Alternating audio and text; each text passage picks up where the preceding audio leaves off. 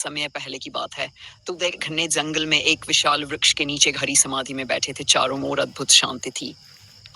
हवा धीरे धीरे बह रही थी और पक्षियों का मधुर कलर वातावरण को पवित्र बना रहा था। बुद्ध का मन पूरी तरह शांत था। तभी पास के गांव के कुछ लोग जंगल से होकर गुजरे। उन्होंने देखा कि एक साधु बिना हिले डुले ध्यान में लीन बैठा है। कुछ लोगों ने श्रद्धा से सिर झुका लिया, लेकिन कुछ शरारती युवक उनका मजाक उड़ाने लगे। देखो, यह साधु कितनी देर से आंखें बंद किए बैठा है, एक युवक हंसते हुए बोला। दूसरा बोला, चलो इसकी परीक्षा लेते हैं। वे बुद्ध के पास शोर मचाने लगे। कोई जोर जोर से हंस रहा था, कोई पत्थर उछाल रहा था, तो कोई अजीब आवाजें निकाल रहा था।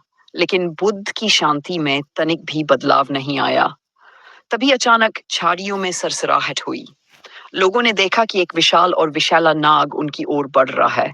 नाग को देखते ही लोगों के चेहरे का रंग उड़ गया। जो युवक अभी तक हंस रहे थे वे डरकर इधर उधर भागने लगे, लेकिन बुद्ध वहीं शांत बैठे रहे। नाग धीरे धीरे उनके पास पहुंचा। सबको लगा कि अब वह साधु को डस लेगा, पर जो हुआ उसे देखकर सभी आश्चर्यचकित रह गए। नाग बुद्ध के सामने आकर शांत हो गया। उसने अपना फन फैलाया, फिर धीरे धीरे झुका लिया।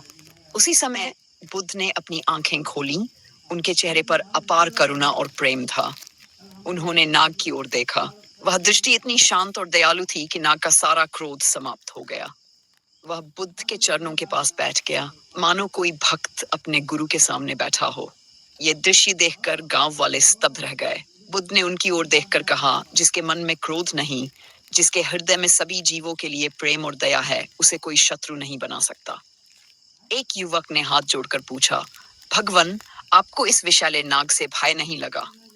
बुद्ध मुस्कुराए। भय वहीं जन्म लेता है जहां द्वेष और आसक्ति होती है।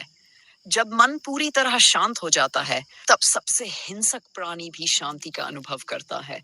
ये सुनकर युवकों को अपनी गलती का एहसास हुआ। वे बुद्ध के चरणों में गिर पड़े और बोले, भगवान, हमें क्षमा कर दीजिए, हमने आपका अपमान किया। बुद्ध ने प्रेम से कहा, गलती करना बुरा नहीं है, गलती को पहचान कर स्वयं को बदल लेना ही सच्ची बुद्धिमानी है।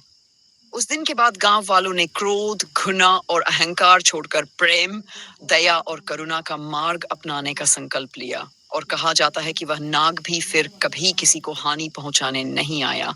कहानी की सीख, क्रोध को क्रोध से नहीं बल्कि प्रेम और शांति से जीता जा सकता है। जो व्यक्ति अपने मन को जीत लेता है वही जीवन की सबसे बड़ी शक्ति प्राप्त करता है। समाप्त।